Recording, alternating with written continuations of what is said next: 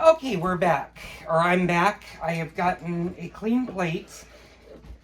And again, I don't know how much of what I was saying earlier.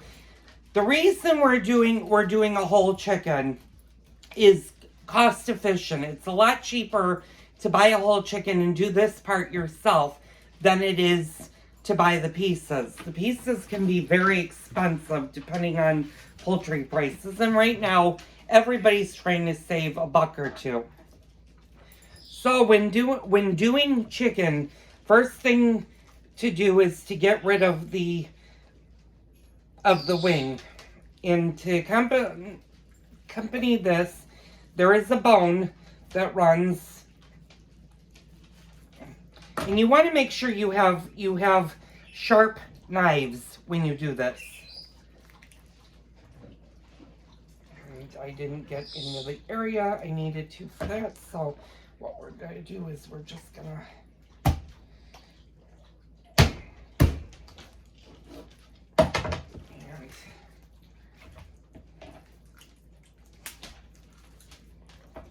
and I have a little bit of the breast. I didn't quite do that, but that's a good piece of chicken. You can cut these as big or as little as you want. The leg bone is really easy to do. What you're basically doing, there's a joint in the leg that you need to separate from the thigh, and these knives leave little to be desired. Yeah, there's the joint. And you just follow. And then there's your leg. Now with the breast, you can separate the breast from the wing. Again,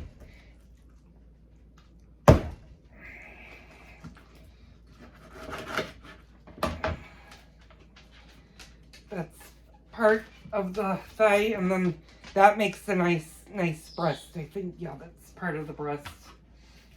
You're going to do that for both sides of the chicken. If you're doing more chicken, do the same thing for the entire chicken. I'm going to pause you guys for a second and I'll be right back.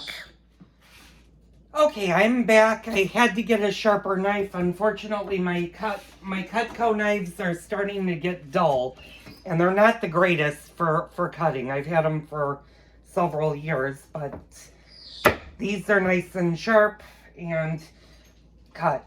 Cutting your own chicken can be intimidating at first, but once you do it, it's very, very easy to cut your own chicken. And in the long run, you're actually saving a lot of money.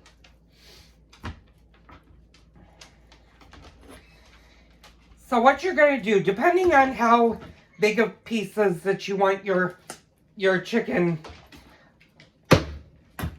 to be in, and I'm just doing simple pieces, it's just 2 of us.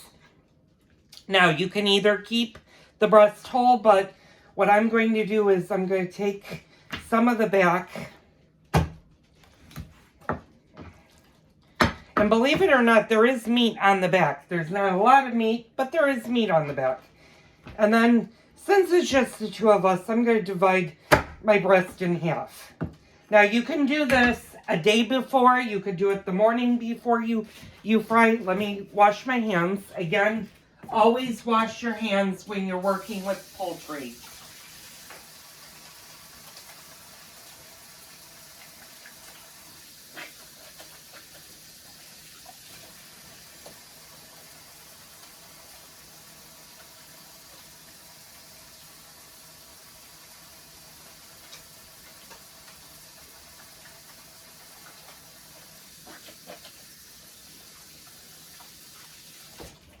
Because the worst thing is getting somebody sick.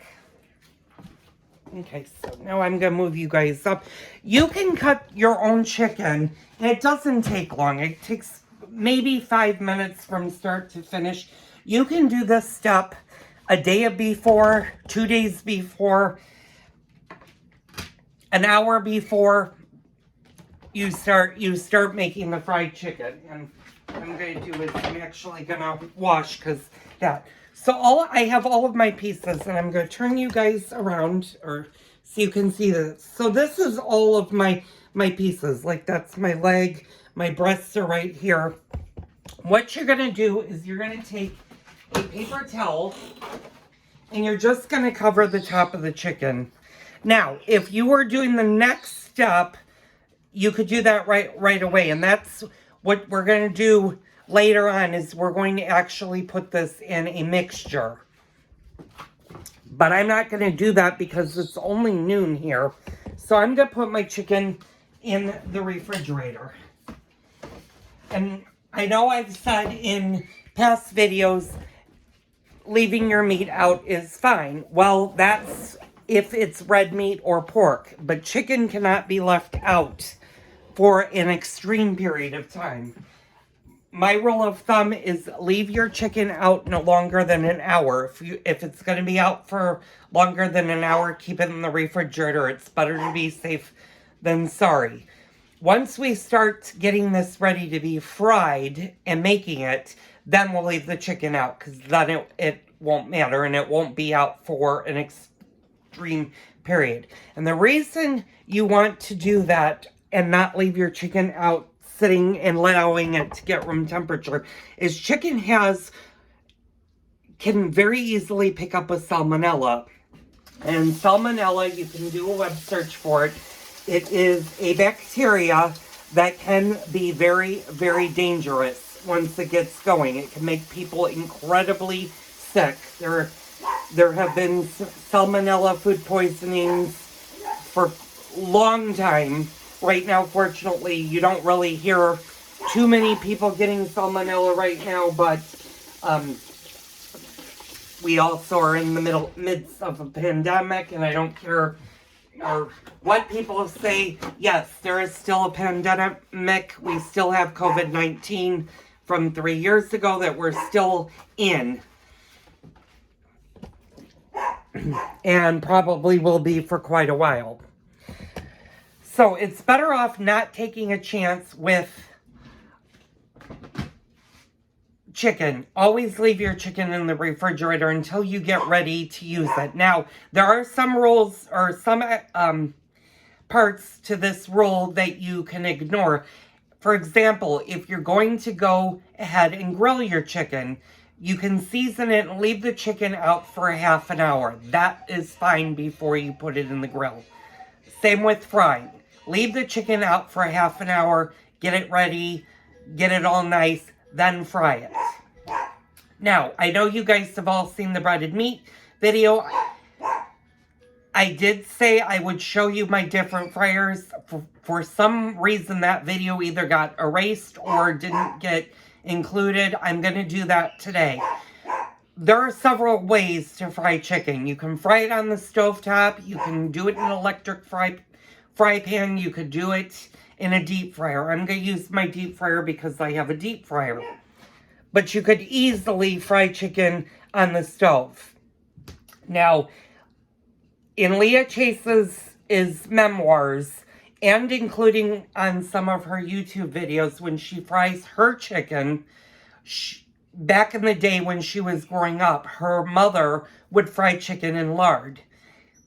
You can definitely, if you find lard and you're a lard fryer, use lard. Lard is probably the best thing for fried chicken. It's also the most fattening and most saturated of the chickens. We're going to be just doing a basic vegetable oil.